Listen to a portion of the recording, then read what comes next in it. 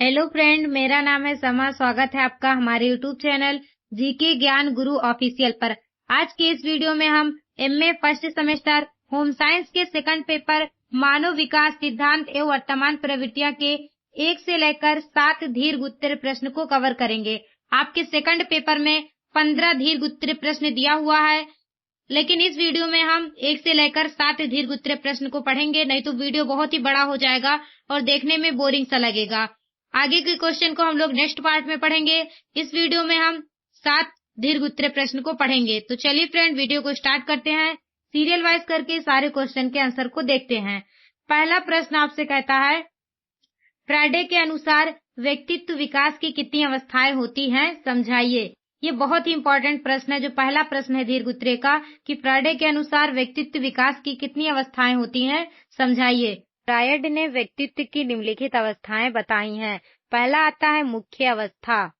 मुख्य अवस्था को फ्रायड ने 2 उप अवस्थाओं में बांटा है। पहला आता है मौखिक चूसड़, दूसरा आता है मौखिक देशन। मौखिक चूसड़ इस उप अवस्था का काल जन्म से लेकर 8 माह तक होता है। नवजात शिशु गर्भाशय की स्थिति में सुखप्रद तथा समायोजित अवस्था में था। वह अब उस अवस्था को छोड़कर विचित्र अवस्था में आ गया है, जो कठोर एवं कष्टप्रद है। यहाँ उसकी मुख्य क्रिया स्तनपान की होती है, जिसे मौखिक चूसड़ की अवस्था कहते हैं। इस अवस्था में शिशु को सबसे अधिक सुख की प्राप्ति माता के वक्ष स्थल तथा स्तनपान से होती है। इस अवस्था में वह दूध पीने के बाद भी माता के स्तन को छोड़ने के लिए तैयार नहीं होता है। यह क्रिया उसके सुख सिद्धांत द्वारा निर्धारित होती है। यहाँ उसके निम्नलिखित संतुष्टित का स्थल मुख, जीभा तथा ओठ होते हैं। उसकी यह तृप्ति स्वकामुक रूप पर अवलंबित होती है। वह माता के सुक्त वक्ष स्थल पर एकाधिकार के साथ आनंद प्राप्त करता है, जिसमें वह किसी के द्वारा उत्पन्न की गई रुकावट को सहन करने को तैयार नहीं होता है, भले ही वह उसका पिता ही क्यों ना हो। परंतु दुर्भाग्यवश जब वह वहां पर पिता को देखता है तो हताश हो जाता है। यहाँ पिता विरोधी भावना उसमें जन्म ले लेती है और इसी अवस्था को क्रांति के रूप में इडिपस ग्रांथि कहा जाता है। मौखिक चूसड़ क्रिया के अंतिम चरण में जब वह 8 माह का होने लगता है तो स्तन को दांत द्वारा काटने पर या गर्भाशय में दूसरा शिशु आने पर जब माता स्तनपान छुड़ाना चाहती है तो इसे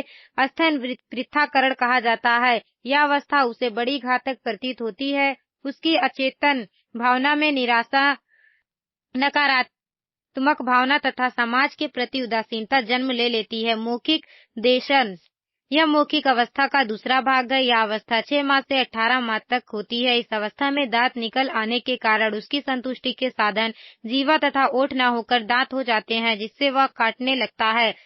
वह स्तनपान करते समय नुकीले दांतों से काटकर आनंद की अनुभूति लेने लगता है। ऐसी स्थिति में मां के विरोध करने पर वह दंडात्मक स्थिति तथा द्वंद्व में फंस जाता है। अतः इसे इच्छा के विरुद्ध स्तनपान त्यागना पड़ता है, जो उसे सहन नहीं होता है और उसमें 2 विपरीत भाव उत्पन्न होते हैं, एक प्रेम, दूसरा घृणा भाव।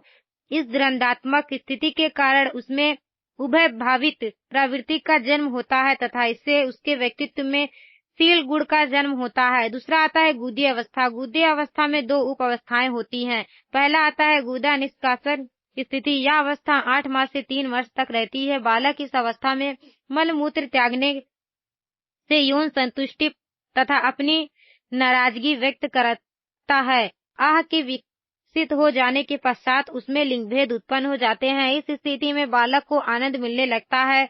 उसके लिए संघर्षमय स्थिति उस समय पैदा हो जाती है जब माता पिता उसे मल मूत्र त्यागने के लिए प्रशिक्षण देने लगते हैं तथा उस सुख पूर्व वस्तु को जिसमें बालक को आनंद की प्राप्ति होती है उसे गंदगी वस्तु से संबोधित करने लगते हैं। समय तथा स्थान संबंधित कठोर निर्देश होने के कारण वह द्वंद्वात्मक स्थिति में फंस जाता है। दूसरा आता है गुदा अवधारण स्थिति। दूसरी अवस्था गुदा अवधारण अवस्था कहलाती है। 1 वर्ष की आयु से लेकर 4 वर्ष की आयु तक की इस अवस्था में शिशु की कामुक संतुष्टि का स्वरूप मल नियंत्रण तथा अवधारणा के अनुभव से निहित रहता है। इस अवस्था में उसे मलमूत्र रोकने में आनंद आता है। मलमूत्र रोकने के अनुभव में वह निद्रा अनुभव करने लगता है।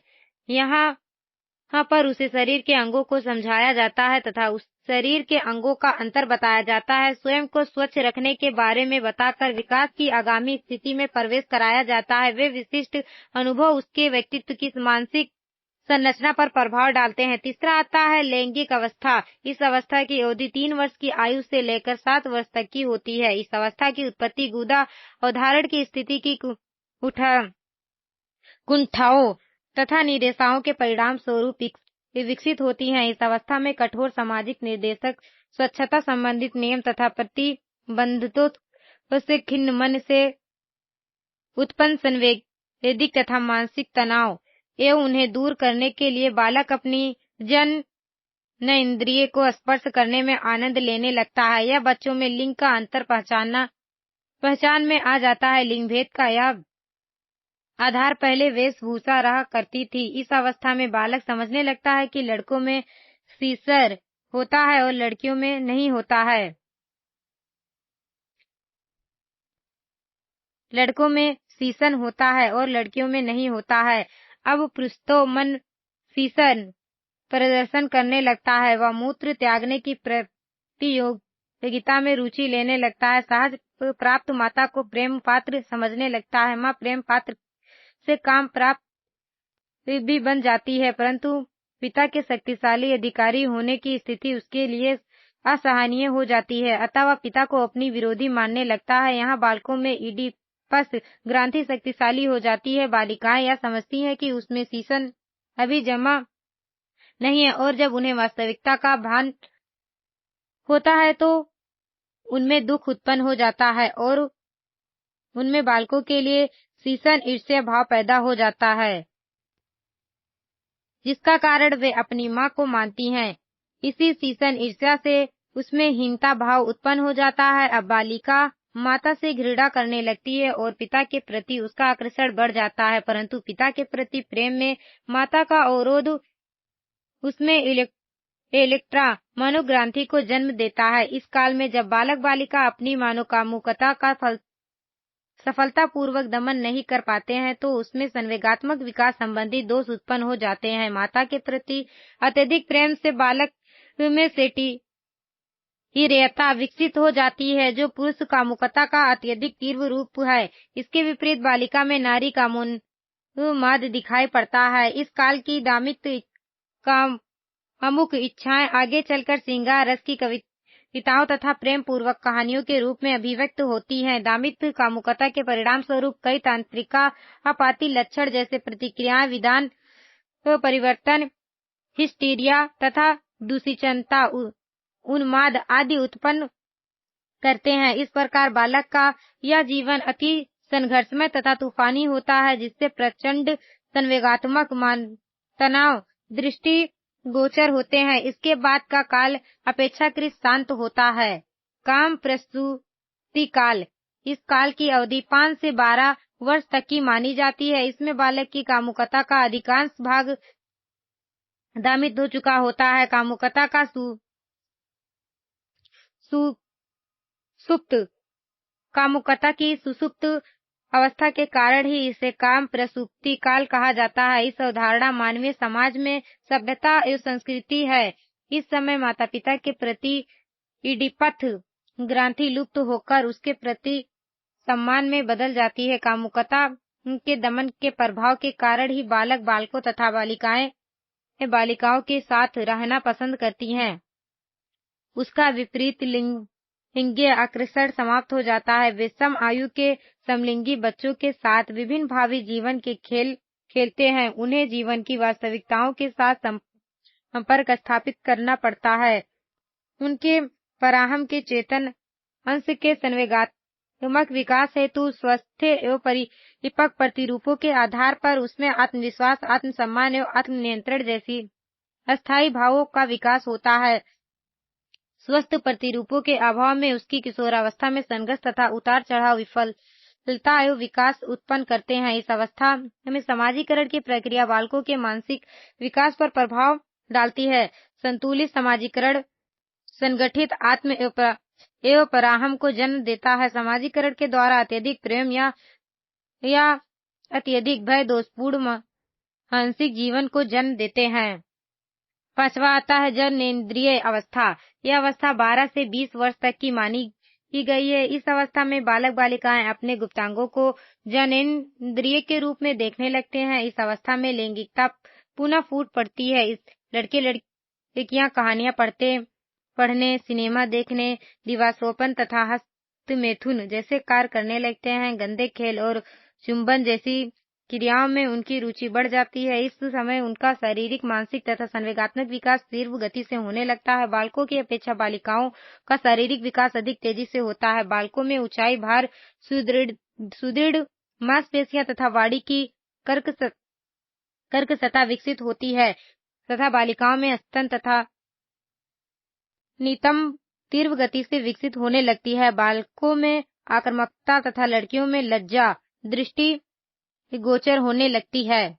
इस अवस्था में इस बात की स्पष्ट व्याख्या मिलती है कि एक नवजात शिशु किस प्रकार निष्क्रिय, असहाय, सरल व पराधीन स्थिति से निकालकर मानव कामुक विकास की स्थिति के मध्य से होकर एक कठिन, सक्रिय, परिपक्व, आत्मनिर्भर और वास्तविक जगत की ओर अग्रसर होता है। यह अवस्थाएं इस बात की ओर भी संकेत देती हैं कि किस प्रकार असंतुलित बालकों में दोषपूर्ण लक्षण विकसित होते हैं।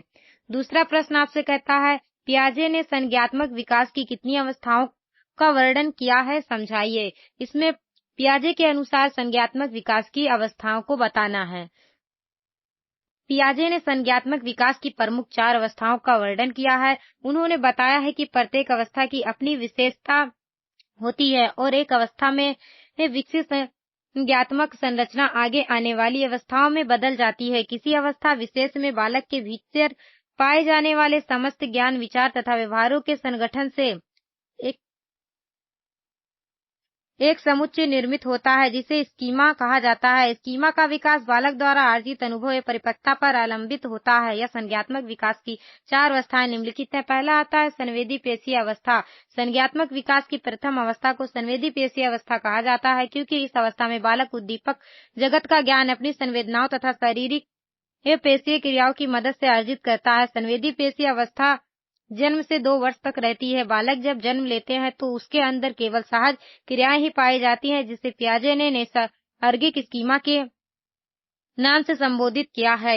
बालक इस सहज क्रियाओं तथा ज्ञानेंद्रियों की मदद से वस्तुओं, ध्वनियों, स्पर्शों, रसों एवं गंधों का अनुभव अर्जित कराता है। इस अनुभूतियों की पुनरावृत्ति के कारण बालक संज्ञात्मक, आत्मसात तथा सामंजस्य की प्रक्रियाएं प्रारंभ करता है और समय के साथ परिवेशीय उद्दीपकों की उपस्थिति तथा उनकी कुछ बाह्य विशेषताओं से अवगत हो जाता है। पियाजे महोदय ने इस प्रथम अवस्था को 6 उप अवस्थाओं में बांटा है। 2 वर्ष की अवधि होते होते बालक को कल्पना तथा विचारों का ज्ञान होता है। अब उसे अपने कार्यों के परिणाम भी समझ में आने लगते हैं और उसी के अनुरूप वह अपने व्यवहार को नियंत्रित करना सीख जाता है। इस प्रकार इस अवस्था के अंत तक बालक का नैसर्गिक स्कीमा अर्जित के स्कीमा बन जाता है और उसमें वस्तु बोध इसी स्कीमा के आधार पर विकसित होते हैं। दूसरा कहता है पूर्व संक्रियात्मक अवस्था। संज्ञात्मक विकास की दूसरी अवस्था 2 से 6 वर्ष तक की अवस्था है। इस अवस्था में बालक स्वकेंद्रीय तथा स्वार्थी न हो रहकर दूसरों के संपर्क में ज्ञान अर्जित करना प्रारंभ कर देते हैं। बालक इस अवस्था में चित्र निर्माण, भाषा तथा खेल के संबंध में अपने ज्ञान की पुष्टि करने लगता है। बालक इस अवस्था में प्रतीकों को ग्रहण करना सीखता है, लेकिन इस अवस्था में तार्किक चिंतन तथा कार्य कारण संबंध नहीं पाता है। यह अवस्था एक प्रकार की अतार्किक अवस्था कही जा सकती है। इस अवस्था में बालक बाह्य विचारों को शीघ्र ग्रहण नहीं कर पाते। समस्या समाधान की दिशा में बालक परिपक्व ही होते हैं। किसी समस्या के समाधान में किस प्रकार विभिन्न पक्ष एक दूसरे से संबंधित होते हैं, इसका उसे कोई ज्ञान नहीं होता। स्थूल सक्रिय की अवस्था संज्ञात्मक विकास की तीसरी अवस्था 7 से 12 वर्ष की अवस्था मानी जाती है। यह अवस्था दूसरी अवस्था है, अधिक विकसित संज्ञान की अवस्था है। इस अवस्था में बालक तार्किक चिंतन करने योग्य हो जाते हैं, किंतु उसका तर्क केवल स्थूल परिस्थितियों तक ही सीमित रहता है। इस अवस्था में बालक में 2 वस्तुओं तथा घटनाओं के मध्य समानता या भिन्नता को समझने की क्षमता विकसित हो जाती है। इस अवस्था में बालक के अंदर किन किन प्रमुख क्षमताओं का विकास होता है, इसका प्रयोगात्मक अध्ययन पियाजे ने किया है। ये क्षमताएं एवं संबंधित अध्ययन अग्रलिखित है। पहला आता है संरक्षण। इस ज्ञान को कि कोई पदार्थ रूप में बदल जाने पर भी भार, आयतन, मात्रा एवं संख्या की दृष्टि से समान अथवा अपरिवर्तित रह जाता है, संरक्षण कहते हैं। वस्तुओं एवं पदार्थों के संबंध में यह ज्ञान अत्यंत उपयोगी होता है। इस तरह की जानकारी संज्ञानात्मक विकास की किस अवस्था में विकसित होती है, इसका अध्ययन करने हेतु पियाजे ने एक प्रयोग किया। पियाजे ने यह प्रयोग विभिन्न अवस्थाओं के बच्चों को सामने बैठाकर संपन्न किया। प्रयोग में पियाजे ने 2 जारों का प्रयोग किया, जिसमें एक जार पतला तथा लंबा तथा दूसरा जार चौड़ा था। सबसे पहले पतले एवं लंबे जार में पानी भरा, फिर उस जार के पानी को चौड़े जार में डाल दिया। दूसरे जार में पानी कम ऊंचाई तक ही पहुंचा, क्योंकि दूसरा जार अधिक चौड़ा था। पियाजे ने अपने प्रयोजनों से क्रमानुसार पूछा कि किस जार में पानी अधिक मात्रा में है, किंतु स्थल सक्रियात्मक अवस्थाओं के बच्चों ने बताया कि दोनों में पानी की मात्रा बराबर है। उक्त प्रयोगों के आधार पर पियाजे ने यह निष्कर्ष निकाला कि संरक्षण की क्षमता 7 से 15 वर्ष की अर्थात स्थूल सक्रियात्मक अवस्था वाले अधिकतर बच्चों में पाई जाती है। इसमें पहले की अवस्था वाले बच्चों में नहीं पाई जाती है। दूसरा कहता है संख्या बोध। स्थूल सक्रियात्मक अवस्था में बच्चों में संख्या बोध का भी पर्याप्त विकास हो जाता है। इस अवस्था में बच्चे विद्यालय में जाने के कारण गणित की पढ़ाई करना शुरू कर देते हैं, जिसके फलस्वरूप उनमें संख्याओं की अवधारणा विकसित होने लगती है। इस अवस्था में बालक एक स्थान पर रखी वस्तुओं को गिन सकते हैं। वे अपनी पुस्तक को तथा रुपए पैसे को बार बार गिनकर संख्या जान लेते हैं। संख्या बोध की यह क्षमता व्यवहारिक जीवन में उन्हें बहुत सहायता पहुंचाती है, लेकिन इस क्षमता का विकास तृतीय अवस्था से पहले होना संभव नहीं है। तीसरा कहता है कर्मानुसार व्यवस्था। पियाजे के अनुसार स्थूल सक्रियात्मक अवस्था के बालकों में वस्तुओं का कर्मानुसार व्यवस्थित करने की क्षमता उत्पन्न हो जाती है। पियाजे ने इस क्षमता का अध्ययन करने हेतु विभिन्न आयु के बालकों को विभिन्न लंबाई की रेखाओं को प्रदर्शित किया और उसमें लंबाई के क्रम में खींचते हुए कहा गया। बालकों की आयु के अनुसार 4 समूह A, B, C और D चुने गए। समूह के समस्त बच्चों ने समस्त रेखाओं को बराबर लंबाई में खींचा। B समूह के अधिकतर बच्चों ने समस्त रेखाओं के 2 वर्गों में खींचा। एक बच्चे ने छोटी रेखाएं बनाई और दूसरे बच्चे ने बड़ी रेखाएं निर्मित की। C समूह के प्राय सभी बच्चों ने रेखाओं को उसकी लंबाई के क्रम में सही खींचा। पियाजे ने इस अध्ययन के आधार पर यह निष्कर्ष निकाला कि वस्तुओं को कर्मानुसार करने की क्षमता स्थूल सक्रियात्मक अवस्था के अर्थात 7 वर्ष से 12 वर्ष के बालकों में उत्पन्न हो पाती है, इसके पहले वाली अवस्था में नहीं। चौथा आता है वर्गीकरण। पियाजे ने अपने अध्ययन में पाया कि 7 से 12 वर्ष के बच्चे विभिन्न प्रकार की वस्तुओं को अपने दृष्टियों से वर्गीकृत कर सकते हैं। वर्गीकरण की इस क्षमता का अध्ययन करने हेतु पियाजे ने एक प्रयोग किया। इस प्रयोग में 3 रंगों यथा लाल, हरा तथा पीला की 3 आकृतियों तथा वृत्त, वर्ग तथा त्रिकोण वाले गुटकों को उपयोग में लाया गया। पांचवा कहता है पारस्परिक संबंध। स्थूल सक्रियात्मक अवस्थाओं में बालक विभिन्न उद्दीपकों के पारस्परिक संबंधों को भी भली प्रकार समझने लगता है, जैसे 2 रोशनी में से कौन सी रोशनी अधिक तीव्र है या 2 रेखाओं में से कौन सी रेखा बड़ी है और कौन सी छोटी है। 7 से 12 वर्ष की अवस्था वाले बच्चे इसकी पहचान आसानी से कर सकते हैं। चौथा आता है औपचारिक सक्रियता की अवस्था। यह अवस्था संज्ञानात्मक विकास की अंतिम अवस्था है, जो 12 वर्ष के बाद शुरू होती है। या तार्किक चिंतन की अवस्था मानी जाती है, क्योंकि इस अवस्था में बालक अन्य वस्तुओं के अलावा स्वयं विचार उनके संबंध में विचार करने में समर्थ हो जाते हैं। इस अवस्था में बालक उद्दीपकों की अनुपस्थिति में भी उसको उपयोगिताओं तथा विशेषताओं के विषय में विचार कर सकता है। इस समय किशोर के विचार परिपक्व हो जाते हैं। इस अवस्था में बालक कभी कभी गलत तर्क भी करने लगता है, किंतु पियाजे का मत है कि इस अवस्था का अंतिम लक्ष्य तार्किक चिंतन की क्षमता अर्जित कराना है। इस अवस्था में किशोर पर वास्तविकता तथा अवास्तविकता में अंतर करने लगता है। संज्ञानात्मक विकास की इस अवस्था में बालक के अंदर तार्किक चिंतन की क्षमता का विकास होता है। इस अवस्था में बालक वस्तुओं के समान विचारों के संबंध में भी चिंतन करने लगता है या विभिन्न वस्तुओं विचारों को वर्गीकृत तथा संगठित करना सीख जाता है। बालक इस अवस्था में अपने वास्तविक अनुभव को काल्पनिक परिस्थितियों में प्रक्षेपित करता है तथा घटनाओं के संबंध में परिपक्वताओं को निर्मित कर उन्हें सत्यापित करने लगता है। यदि किसी नियम या सिद्धांत में कोई विसंगति होती है तो उससे इस अवस्था का बालक आसानी से पता लगा सकता है। तार्किक चिंतन की विकसित क्षमता औपचारिक सक्रियता की अवस्था के बालकों को अनेक समस्याओं के समाधान ढूंढने में भी सहायक होती है। इस अवस्था की प्रमुख विशेषताएं हैं। पहला आता है समस्या समाधान की क्षमता का विकास। दूसरा आता है वास्तविकता एवं अवास्तविकता के अंतर को समझने की क्षमता का विकास। तीसरा आता है तार्किक चिंतन की क्षमता का विकास। चौथा आता है विसंगतियों को समझने की क्षमता का विकास। पांचवा आता है विचारों के संबंध में विचार या अमूर्त चिंतन की क्षमता का विकास। वास्तविक परिस्थितियों को काल्पनिक परिस्थितियों में प्रक्षेपित करने की क्षमता का विकास। परिकल्पनाओं को विकसित करने की क्षमता उत्पन्न कराना। तीसरा प्रश्न आपसे कहता है अल्बर्ट बेंडूरा के सामाजिक अधिगम सिद्धांत की विवेचना कीजिए। अल्बर्ट बेंडूरा का सामाजिक अधिगम सिद्धांत। इस सिद्धांत का प्रतिपादक अल्बर्ट बेंडूरा ने किया था। इस सिद्धांत के आधार पर उन्होंने व्यक्तित्व विकास की व्याख्या की थी। उन्होंने बताया कि हमारे आसपास का वातावरण अर्थात परिवेशीय दशाएं व्यक्तित्व विकास को महत्वपूर्ण ढंग से प्रभावित कराती हैं। अल्बर्ट बेंडूरा ने अपनी पुस्तक social learning and personality development में व्यक्तित्व विकास में पर्यावरणीय परिस्थिति के महत्व को प्रदर्शित किया है। बेंडूरा का मानना है कि व्यक्तित्व के विकास में सामाजिक, संज्ञानात्मक एवं प्रेरणादायक कारक महत्वपूर्ण भूमिका अदा करते हैं। परिवेश हमारे व्यवहार का नियमन करते हैं। सामाजिक अधिगम सिद्धांत को व्यवहारवाद और संज्ञानात्मक अधिगम सिद्धांतों के बीच की जोड़ने वाली कड़ी कहा जाता है, क्योंकि यह सिद्धांत ध्यान, स्मृति और प्रेरणा तीनों को समायोजित कराता है। इसीलिए अल्बर्ट बेंडूरा को प्रथम मानव व्यवहार संज्ञानवादी कहते हैं। सामाजिक अधिगम सिद्धांत दूसरों को देखकर उसके अनुरूप व्यवहार करने के कारण व दूसरों के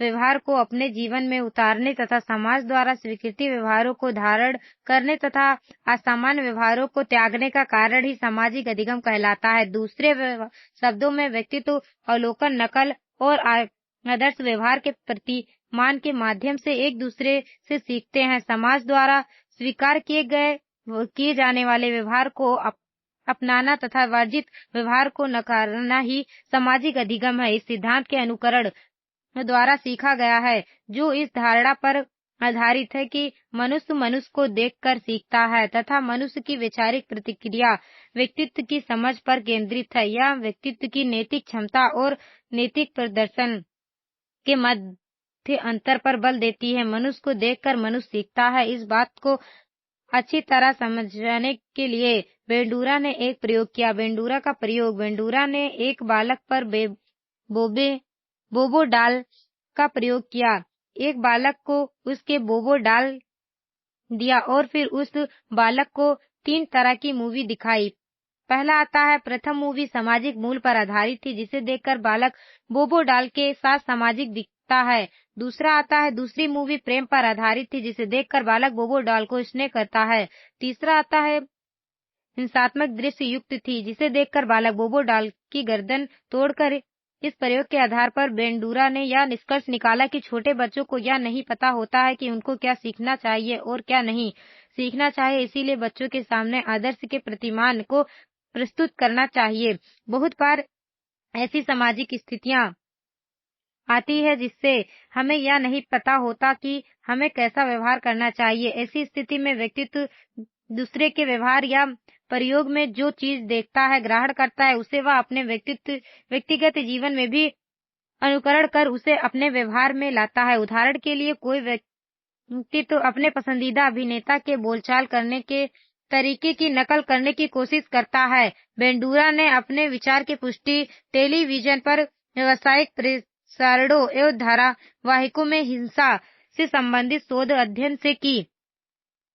अनुकरण व्यवहार का उदाहरण हम अपराध पर बटे टेलीविजन धारावाहिक को ले सकते हैं, जिसे देखकर व्यक्तित्व अपने व्यक्तिगत जीवन में अनुसरण करने की कोशिश करता है। सामाजिक अधिगम द्वारा व्यक्तित्व के विकास में परिवर्तन हो भी सकता है और नहीं भी हो सकता है। सामाजिक अधिगम सिद्धांत के अनुसार सामाजिक वातावरण के सदस्यों के व्यवहारों का अवलोकन कर उसका अनुसरण करने से नए व्यवहारों को सीखा जाता है। बेंडूरा के अनुसार इस प्रकार के सीखने में निम्नलिखित क्रियाएं प्रक्रियाएं या चरण सम्मिलित होती हैं। पहला आता है अवधान या ध्यान।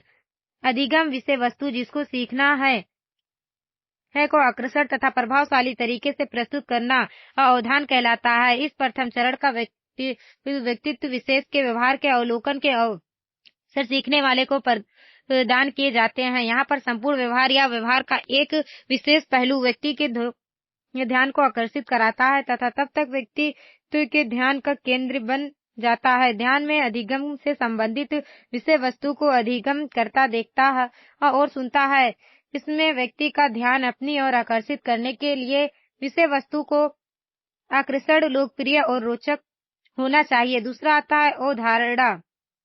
व्यक्ति व्यवहारों को अपने मस्तिष्क में प्रतिमान के रूप में वास्तविक वर्णन के रूप में ग्रहण कर लेता है। अवधारणा या रिटेंशन में जो विषय अधिगम या लर्निंग के लिए प्रस्तुत किया जाता है उसे व्यक्ति तो अपने संज्ञात्मक प्रतिक्रियाओं द्वारा मस्तिष्क में संग्रहित या धारण करता है। इससे दूसरे चरण में अवलोकित व्यवहार मस्तिष्क प्रतिबिंब के रूप में व्यक्तित्व के स्मृति पटल में संरक्षित हो जाता है। तीसरा आता है पुनः प्रस्तुतिकरण। इस तीसरे चरण में अवलोकित और स्मृति में संरक्षित व्यवहार का विद्यार्थी द्वारा अपने दृष्टिकोण तथा अपनी आवश्यकता अनुसार विश्लेषण किया जाता है। इसके पश्चात वह इस व्यवहार को अपनाकर इसका फिर से प्रस्तुतिकरण करता है। चौथा आता है पुनर्बलन। इस अंतिम चरण में व्यवहार पुनर्बलन होता है। ऐसा होने पर अनुकृति व्यवहार व्यक्तित्व द्वारा अनुकृत कर लिया जाता है तथा भविष्य में उसके प्रदर्शित होने की निरंतरता बनी रहती है।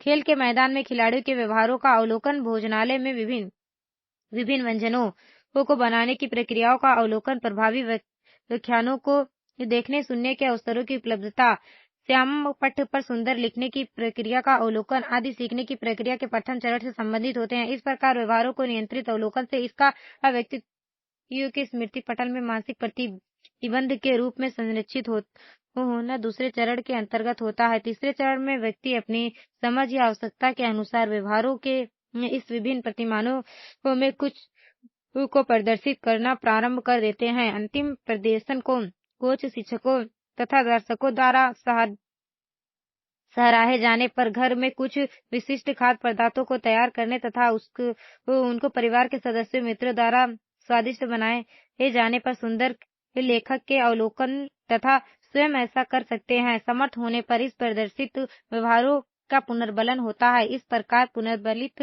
व्यवहार व्यक्ति द्वारा अंगीकृत कर लिए जाते हैं। चौथा प्रश्न आपसे कहता है स्किनर के क्रिया प्रस्तुत अनुकूलन सिद्धांत की विवेचना कीजिए तथा इसकी विशेषताएं बताइए।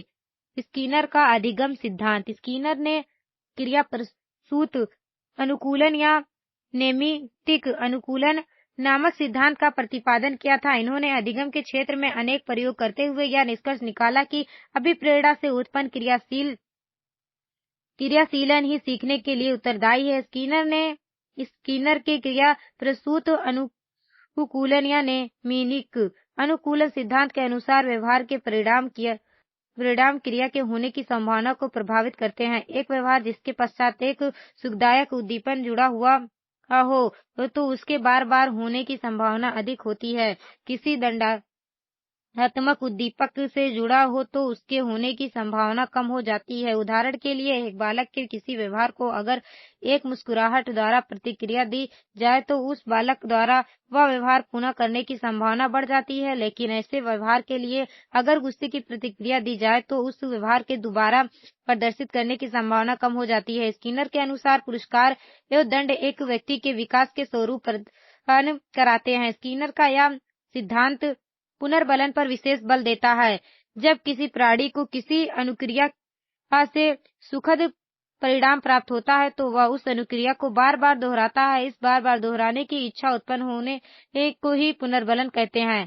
पहला आता है स्किनर बॉक्स में चूहे पर किया गया प्रयोग। स्किनर ने सीखने की प्रक्रिया के स्वरूप को समझने के लिए दो प्रयोग किया, एक चूहे तथा दूसरा कबूतर पर। स्किनर ने चूहा बंद करने के लिए एक पिंजड़ा बनवाया जिसके अंदर एक स्थान पर लीवर फिट था। इस पिंजरे में चूहे को अंदर करने के लिए एक दरवाजा था। लीवर को दबाने लीवर को दबाने से भोजन की नली का रास्ता खुल जाता था और ऊपर रखा भोजन इस रास्ते से भोजन की प्लेट में गिर गया था। इस पिंजरे को स्किनर बॉक्स कहते हैं। स्किनर ने इस बॉक्स में भूखे चूहे को अंदर कर दिया और उन्होंने देखा कि चूहा अंदर जाते ही उछल कूद करना शुरू कर देता है। इस उछल कूद में एक बार उसका पंजा अचानक लीवर पर पड़ गया और भोजन उसकी प्लेट में आ गया। उसने भोजन प्राप्त किया और अपनी भूख मिटाई। इससे इससे उसे बड़ा संतोष मिला। अब उसे जब फिर कुछ खाने की इच्छा हुई तो उसने पुनः उछल कूद करना शुरू कर दिया। इस उछल कूद में लीवर पुनः दब गया और उसने भोजन प्राप्त किया। स्किनर ने देखा कि भोजन मिलने से चूहे की क्रिया को पुनर्बलन मिला। उसने इस चूहे का प्रयोग कई बार दोहराया और देखा कि एक स्थिति ऐसी आई कि भूखे चूहे ने पिंजरे में पहुंचते ही लीवर दबाकर भोजन प्राप्त कर लिया। दूसरे शब्दों में उसने लीवर दबाकर भोजन प्राप्त करना सीख लिया।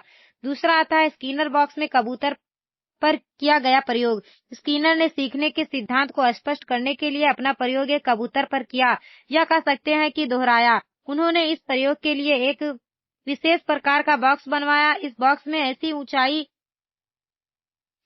पर जहां पर कबूतर की चोंच जा सकती थी वहां एक प्रकाश पूर्ण चाबी लगाई गई। इस चाबी को दबाने से कबूतर को खाने के लिए दाने मिल सकते थे। इसमें 6 प्रकार के प्रकाश की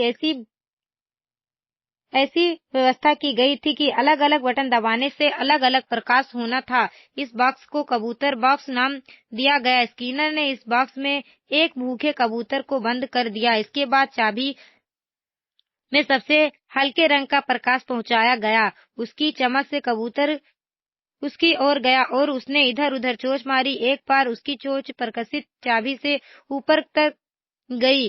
उसके दबते ही उसे खाने के लिए दाने मिल गए। उस कबूतर पर यह प्रयोग 6 प्रकार की प्रकाश व्यवस्था पर किया गया।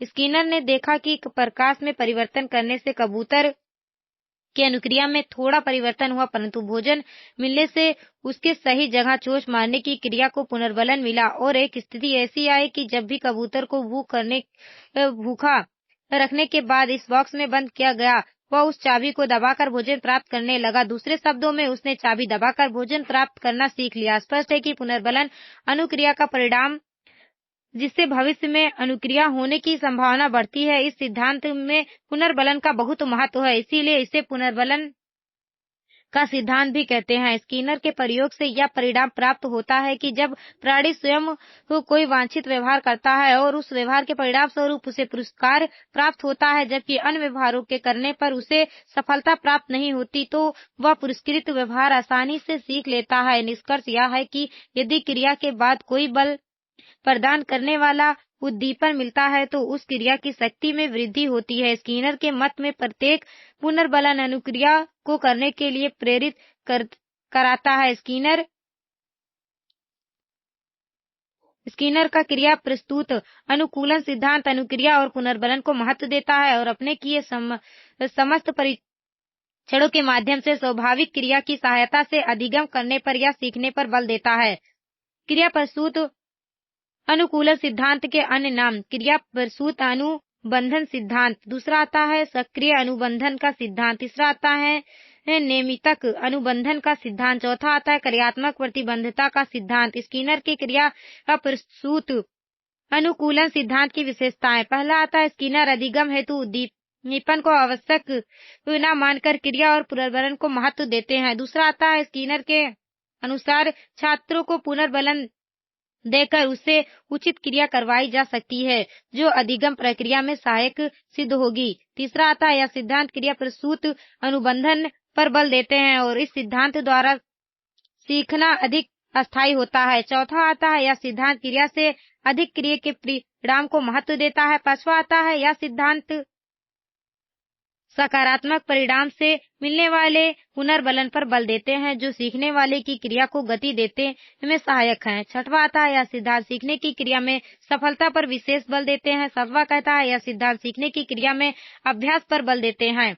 आठवां कहता है सक्रिय अनुबंधन द्वारा मंद बुद्धि के बच्चों को भी सिखाया जा सकता है। पांचवा प्रश्न आपसे कहता है पावलोव के क्लासिकल अनुबंधन सिद्धांत को समझाइए और इसकी उपयोगिता बताइए। पावलोव का अधिगम सिद्धांत, क्लासिकल अनुबंधन सिद्धांत या अनुकूलित अनुक्रिया सिद्धांत। पावलोव ने अपने सीखने के सिद्धांत का आधार अनुबंधन को माना है। अनुबंधन एक ऐसी प्रक्रिया है जिससे के द्वारा उद्दीपन तथा अनुक्रिया के बीच एक सहचार स्थापित होता है। पावलोव के सीखने के इस अनुबंधन सिद्धांत को क्लासिकल अनुबंधन सिद्धांत या अनुकूलित अनुक्रिया सिद्धांत कहा जाता है। पावलोव के सिद्धांत के अनुसार कोई स्वाभाविक उद्दीपन सीखने वाले प्राणी के सामने उपस्थित किया जाता है तो वह उसके प्रति एक स्वाभाविक अनुक्रिया करता है, जैसे गर्म बर्तन को छूते ही हाथ खींच लेता है तथा भूखा होने पर भोजन देखकर मुंह में लार का आना आदि अनुकूलित अनुक्रिया का अर्थ है। अस्वाभाविक उत्तेजना के प्रति स्वाभाविक क्रिया का उत्पन्न होना वास्तव में अनुबंधन सिद्धांत शरीर विज्ञान का सिद्धांत है तथा इस अनुबंधन क्रिया में उद्दीपन और अनुक्रिया या प्रतिक्रिया या में संबंध द्वारा सीखने पर बल दिया जाता है। पावलोव द्वारा किया गया सिद्धांत निम्न उदाहरण से स्पष्ट है। एक बालक अपना बस्ता लेकर बाजार से रास्ते विद्यालय जा रहा है। रास्ते में हलवाई की दुकान पड़ती है। दुकान पर सजी हुई रंग बिरंगी मिठाई को देखकर बच्चे के मुंह से लार टपकने लगती है। धीरे धीरे यह एक स्वाभाविक क्रिया बन जाती है। बाद में यही बालक जब घर में या विद्यालय के आसपास की किसी हलवाई की या मिठाई वाले की आवाज सुनता है तो आवाज मात्र से ही उसके मन में मिठाई खाने की लालसा उत्पन्न हो जाती है। अतः जब अस्वाभाविक उत्तेजना के प्रति स्वाभाविक क्रिया होती है तो यही अनुकूलित अनुक्रिया सिद्धांत है। पावलोव का कुत्ते पर प्रयोग। पावलोव ने स्वाभाविक उद्दीपन को दिखाने के लिए कुत्ते पर एक प्रयोग किया, जिसमें एक भूखे कुत्ते को एक ध्वनि नियंत्रित प्रयोगशाला में एक विशेष उपकरण के सहारे खड़ा कर दिया गया। कुत्ते के सामने भोजन लाया जाता था और चूंकि कुत्ता भूखा था इसीलिए भोजन देखकर उसके मुंह में लार आ जाती थी। कुछ प्रयासों के बाद भोजन देने से पहले 1 घंटी बचाई जाती थी। यह प्रक्रिया कुछ दिनों तक दोहराई गई तथा बाद में देखा गया कि बिना भोजन आए ही मात्र घंटी की आवाज सुनकर कुत्ते के मुंह से लार निकलनी शुरू हो गई। पावलोव के अनुसार कुत्ते ने घंटी की आवाज पर लार के स्त्राव करने की अनुक्रिया को सीख लिया था। उनके अनुसार घंटी की आवाज तथा लार के स्त्राव के बीच एक नया साहचर्य बना जिसे अनुबंधन का नाम दिया गया। पावलोव ने अनुबंधित उद्दीपक घंटी की ध्वनि के साथ स्वाभाविक अनुक्रिया लार के स्त्राव में वृद्धि होने को पुनर्बलन कहा। सीखने की इस क्रिया को पावलोव के अनुबंधित सहज क्रिया कहा। आज के मनोवैज्ञानिक इसे शास्त्रीय अनुबंधन कहते हैं। इस सिद्धांत के अनुसार अनुबंधित उद्दीपक के प्रति जो अनुक्रिया होती है वही सीखना अर्थात अधिगम है। मनोवैज्ञानिक इस प्रकार सीखने को अनुबंधित सीखना कहते हैं। अनुकूलित अनुक्रिया सिद्धांत की विशेषताएं। पहला आता है अनुबंधन सिद्धांत संबंध सहज क्रिया पर आधारित है। छोटे बच्चे प्रायः इसी रूप में सीखते हैं। दूसरा कहता है यह सिद्धांत इस बात पर बल देता है कि यदि स्वाभाविक उद्दीपन के साथ अनुबंधित उद्दीपक का प्रयोग किया जाए तो स्वाभाविक अनुक्रिया में वृद्धि होती है। तीसरा आता है यह सिद्धांत अनुबंधन और पुनर्बलन पर बल देता है। पुनर्बलन से सीखने की गति बढ़ती है और अनुबंधन से सीखना स्थायी होता है। चौथा कहता है इस सिद्धांत के अनुसार सीखने के लिए अनुबंधित उद्दीपक और अनुबंधित अनुक्रिया में संबंध होना आवश्यक है। पांचवा कहता है अनुबंधन की प्रविधि द्वारा बच्चों की बुरी आदतों के साथ पर अच्छी आदतें प्रतिस्थापित की जा सकती हैं। उपयोगिता। पहला आता है यह सिद्धांत सीखने में क्रिया अनुबंधन और पुनर्बलन पर बल देता है। इससे सीखने की प्रक्रिया प्रभावशाली होती है। दूसरा कहता है इससे ऐसे विषयों को सरलता से पढ़ाया जा सकता है जिससे बुद्धि तर्क चिंतन आदि की आवश्यकता नहीं होती है। तीसरा कहता है क्लासिकल अनुबंधन द्वारा बच्चों की बुरी आदतों को अच्छी आदतों में प्रतिस्थापित किया जा सकता है एवं भय आदि मानसिक रोगों को दूर किया जा सकता है। चौथा कहता है सिद्धांत द्वारा बच्चों का समाजीकरण सरलता से किया जा सकता है। छठवां प्रश्न आपसे कहता है वाइगोत्स्की के सामाजिक सांस्कृतिक सिद्धांत की व्याख्या कीजिए। वाइगोत्स्की का सामाजिक सांस्कृतिक सिद्धांत। वाइगोत्स्की एक रचनात्मक विचारधारा वाले व्यक्ति थे जिन्होंने सामाजिक और सांस्कृतिक सिद्धांतों के आधार पर छात्रों के संज्ञानात्मक विकास की व्याख्या की थी। जहाँ जीन पियाजे संज्ञानात्मक विकास में उम्र को आधार बनाकर चलते हैं, वही वाइगोत्स्की संज्ञानात्मक विकास के लिए सामाजिक और सांस्कृतिक सिद्धांत को आधार बनाते हैं। वाइगोत्स्की के इस सिद्धांत के अनुसार बालक समाज और संस्कृति में रहकर अनुकरण नकल के द्वारा सीखता है। इसके अनुसार बालक समाज के साथ अंतःक्रिया करके अपना विकास करता है। वाइगोत्स्की अपने सिद्धांत का प्रतिपादन समाज को केंद्र में रखकर करते हैं। वाइगोत्स्की बालक के संज्ञानात्मक विकास में सामाजिक अंतःक्रिया, भाषा, संस्कृति को महत्वपूर्ण स्थान देते हैं। उनके संज्ञानात्मक विकास के ये 3 तत्व आधार हैं, अर्थात वह अपने सिद्धांत की संपूर्ण व्याख्या इन तीनों को आधार बनाकर करते हैं। सामाजिक अंतःक्रिया। वाइगोत्स्की के अनुसार बालक समाज में दिशा निर्देश प्राप्त कर अपना संज्ञानात्मक विकास करते हैं और विकास की इस प्रक्रिया को वह अनुकरण का आधार बनाकर करते हैं। भाषा। वाइगोत्स्की संज्ञानात्मक विकास के लिए भाषा को एक उपकरण मानते हैं, जिसकी सहायता से बालक समाज और संस्कृति के साथ रहकर अंतःक्रिया का कार्य करता है। वाइगोत्स्की के अनुसार भाषा के अभाव में व्यक्ति अपना संज्ञानात्मक विकास नहीं कर सकता है। वाइगोत्स्की के अनुसार एक बच्चे की भाषा के विकास में दूसरों के साथ संप्रेषण के एक महत्वपूर्ण तत्व है। संस्कृति।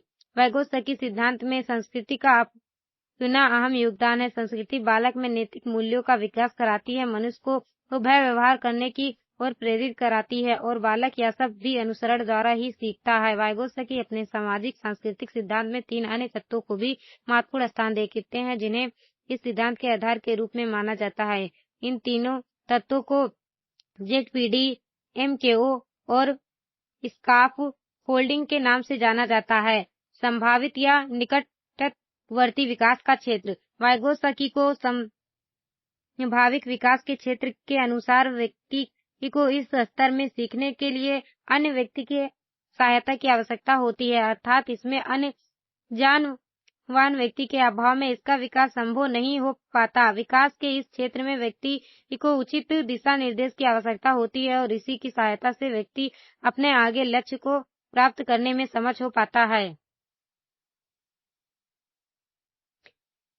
इस संप्रदाय के अनुसार इस स्तर में व्यक्ति अपने मित्र या फिर अपने किसी परिजन के माध्यम से अपनी समस्याओं का समाधान इस संप्रदाय के अनुसार इस स्तर में व्यक्ति अपने मित्र या फिर अपने किसी परिजन के माध्यम से अपनी समस्याओं का समाधान प्राप्त करता है। वाइगोत्स्की के अनुसार छात्र इस स्तर में व्यक्तिगत अधिगम करना सीखते हैं और वह नवीन विचारों को ग्रहण करने में बहुत उत्सुक अनुभव करते हैं। उदाहरण, बालक बिना विद्यालय जाए काफी ज्ञान घर में रहकर ही प्राप्त कर लेते हैं, परंतु जिन बिंदुओं में उनको समस्या आती है उन बिंदुओं से उत्पन्न समस्या के समाधान हेतु वह अध्यापकों एवं अपने मित्रों की सहायता लेकर सीखते हैं और इसी को वाइगोत्स्की जेडपीडी की संज्ञा देते हैं। अधिकर जानकार अन्य व्यक्ति। वाइगोत्स्की के एमकेओ से आशय ऐसे व्यक्ति से है जो व्यक्ति सीखने वाले व्यक्ति से अधिक ज्ञान, अनुभव और कौशल रखता है।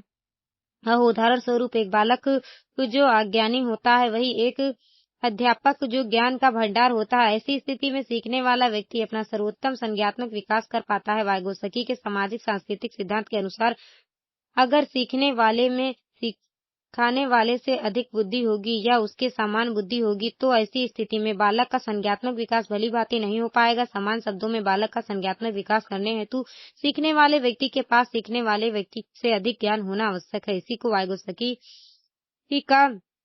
वाइगोत्स्की मोर नॉलेज ऑथर एमकेओ कहा जाता है।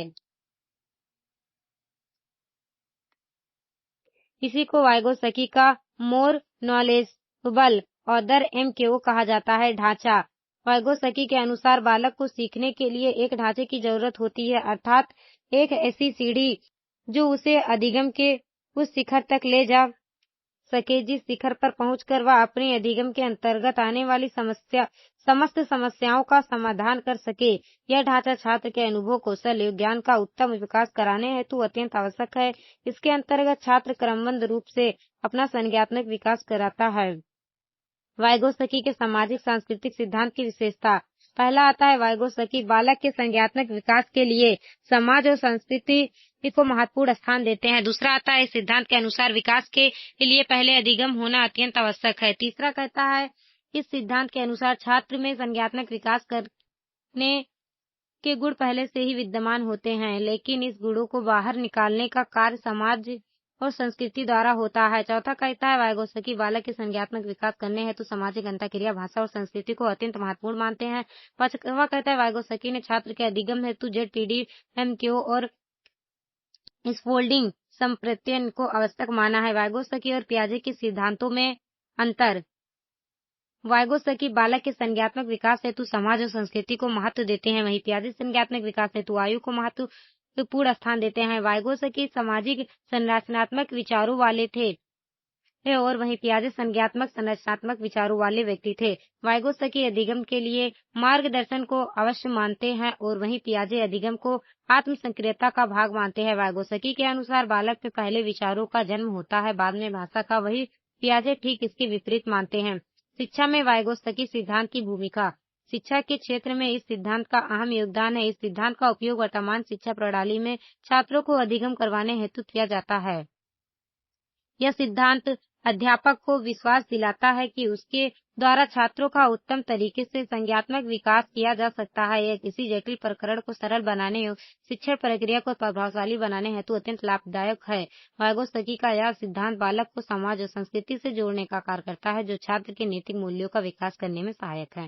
वाइगोत्स्की का सामाजिक सांस्कृतिक सिद्धांत अधिगम के सिद्धांत का एक महत्वपूर्ण भाग है। यह छात्रों के विकास में समाज और संस्कृति की भूमिका को दर्शाने का कार्य करता है। यह छात्रों के संज्ञानात्मक विकास हेतु समाज द्वारा प्राप्त मार्गदर्शन और दिशा निर्देशों को महत्वपूर्ण स्थान देता है।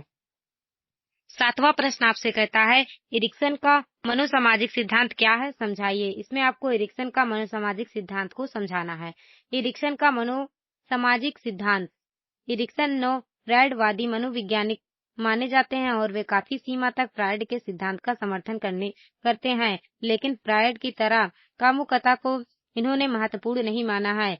इनके सिद्धांत में व्यक्तिगत संवेगी तथा सांस्कृतिक या सामाजिक विकास को समन्वित किया गया है, इसीलिए इनके सिद्धांत को मनोसामाजिक सिद्धांत कहा जाता है। इस सिद्धांत को कुछ वैज्ञानिकों ने जीवन अवधि विकास का सिद्धांत भी कहा है। एरिक्सन ने अपनी प्रसिद्ध कृति चाइल्डहुड एंड सोसाइटी में यह स्पष्ट किया है कि मनुष्य केवल जैविक और मानसिक प्राणी ही नहीं बल्कि वह एक सामाजिक प्राणी भी है। एरिक्सन ने इस सिद्धांत में जीवन अवधि को 8 विभिन्न अवस्थाओं में बांटा है, जो इस प्रकार है। पहला आता है शेषावस्था, विश्वास बनाम अविश्वास। दूसरा आता है प्रारंभिक व्यवस्था, स्वतंत्रता बनाम लज्जाशीलता। तीसरा आता है खेल अवस्था, स्कूल पूर्व अवस्था, पहल बनाम अपराध बोध। चौथा कहता है स्कूल अवस्था, उत्तर बाल्यावस्था, परिश्रम बनाम हीनता या उद्यमिता बनाम हीन भाव। पांचवा कहता है किशोरावस्था, अहम पहचान बनाम भूमिका भ्रांति। छठवा कहता है प्रारंभिक वयस्क अवस्था, घनिष्ठता बनाम अलगाव। सातवां कहता है मध्य वयस्क अवस्था, सृजनात्मक बनाम स्थिरता। आठवां कहता है पूर्व वयस्क अवस्था तथा वृद्धावस्था, संपूर्णता बनाम हताश या असंपूर्ण बनाम निराशय। एरिक्सन के मनोसामाजिक विकास सिद्धांत के अनुसार पूरी जीवन विकास के 8 चरणों से होकर जाता है। प्रत्येक चरण में एक विशिष्ट विकासात्मक मानक होता है, जिसे पूरा करने में आने वाली समस्याओं का समाधान करना आवश्यक होता है। एरिक्सन के अनुसार समस्या कोई संकट नहीं होती है, बल्कि संवेदनशील और सामर्थ्य को बढ़ाने वाला महत्वपूर्ण बिंदु होता है। व्यक्ति की समस्या का जितनी सफलता के साथ समाधान करता है, उसका उतना ही अधिक उसका विकास होता है। पहला आता है विश्वास बनाम अविश्वास। यह एरिक्सन का पहला मनोसामाजिक चरण है, जिसका यह जीवन के पहले वर्ष में अनुभव किया जाता है। बच्चों को अपने माता पिता को देखकर उचित स्नेह व प्रेम मिलता है, जो उसमें विश्वास का भाव विकसित कराता है। जब माता पिता बच्चों को रोते बिलखते व चिल्लाते छोड़ जाते हैं, तो उसमें अविश्वास की भावना विकसित हो जाती है। विश्वास के अनुभव के लिए शारीरिक आराम, कम से कम डर, भविष्य के प्रति कम से कम चिंता जैसी स्थितियों की आवश्यकता होती है। बचपन में विश्वास के अनुभव में संसार के बारे में अच्छे और सकारात्मक विचार जैसे संसार रहने के लिए एक अच्छी जगह है, यदि उम्र भर के लिए विकसित हो जाते हैं। दूसरा कहता है स्वायत्तता बनाम श्रम।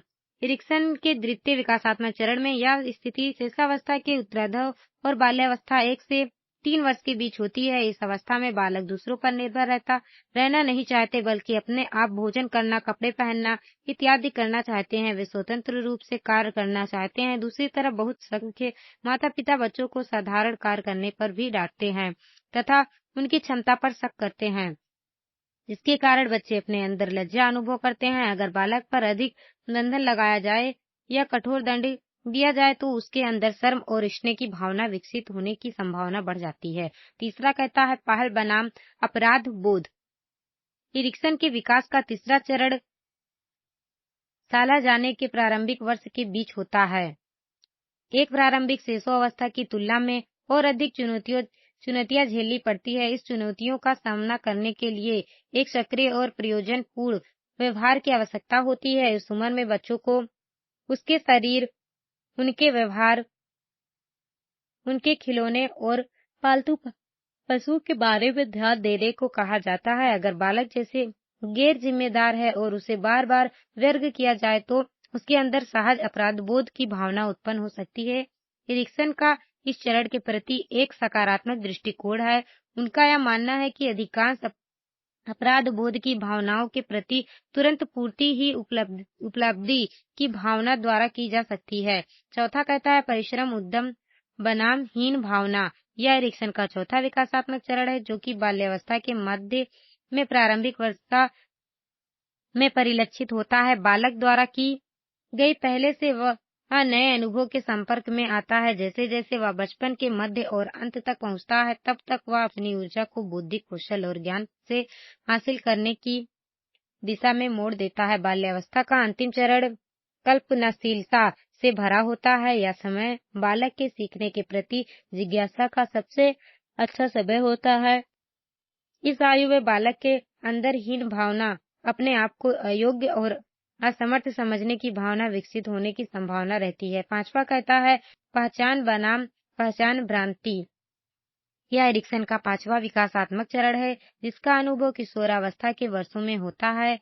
इस समय व्यक्ति को इन प्रश्नों का सामना करना पड़ता है कि वह कौन है, किससे संबंधित है और उनका जीवन कहाँ जा रहा है। किशोरों को बहुत सारी नई भूमिकाएं और व्यस्त स्थितियों का सामना करना पड़ता है, जैसे व्यवसायिक और रोमांटिक। उदाहरण के लिए अभिभावकों को किशोरों की उन विभिन्न भूमिकाओं और एक ही भूमिका के विभिन्न भागों का पता लग सकता है, जिसका वह जीवन में पालन कर सकता है। यदि इसके सकारात्मक रास्ते में पता लगाने का मौका न मिले, तब पहचान भ्रांति की स्थिति हो जाती है।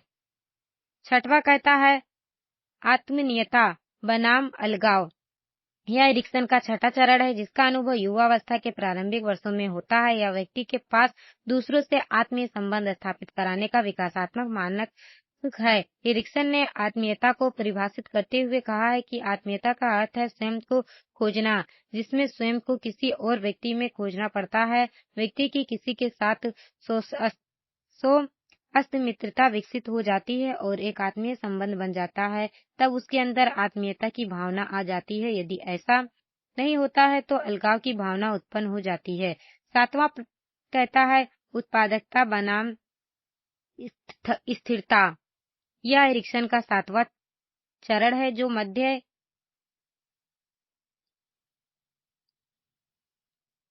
सातवां कहता है उत्पादकता बनाम स्थिरता। यह इरिक्सन का सातवां चरण है, जो मध्य वयस्क अवस्था भी कहलाती है। इस अवस्था में व्यक्ति अगली पीढ़ी के लोगों के कल्याण तथा उस समाज के लिए जननात्मक में उत्पादकता सम्मिलित कराता है। लेकिन जब व्यक्ति को जननात्मकता की चिंता उत्पन्न नहीं होती तो उसमें स्थिरता उत्पन्न हो जाती है। इरिक्सन का उत्पादकता से यही अर्थ है कि नई पीढ़ी के लिए कुछ नहीं कर पाने की भावना में स्थिरता की भावना उत्पन्न होती है। आठवां कहता है संपूर्णता बनाम निराशा। यह इरिक्सन का आठवां और अंतिम चरण है, जो वृद्धावस्था में अनुभव होता है। इस अवस्था में 65 वर्ष के बाद से प्रारंभ होकर मृत्यु तक की अवधि सम्मिलित होती है। इसे बुढ़ापा की अवस्था कहा जाता है। इस चरण में व्यक्ति अपने अतीत को टुकड़ों में एक साथ याद करता है और एक सकारात्मक निष्कर्ष निकालता है, या फिर बीते हुए जीवन के बारे में असंतुष्टि भरी सोच बना लेता है। अलग अलग प्रकार के वृद्ध लोगों की अपने बीते हुए जीवन के विभिन्न चरणों के बारे में एक सकारात्मक सोच विकसित होती है। अगर ऐसा होता है तो बीते जीवन का एक अच्छा चित्र खाका बन जाता है और व्यक्ति को भी एक तरह से संतोष का अनुभव होता है, संपूर्णता की भावना का अनुभव होता है। अगर बीते हुए जीवन के बारे में सकारात्मक विचार नहीं बन पाते हैं तो उदासी की भावना घर कर जाती है, जिसे एरिक्सन ने निराशा का नाम दिया है।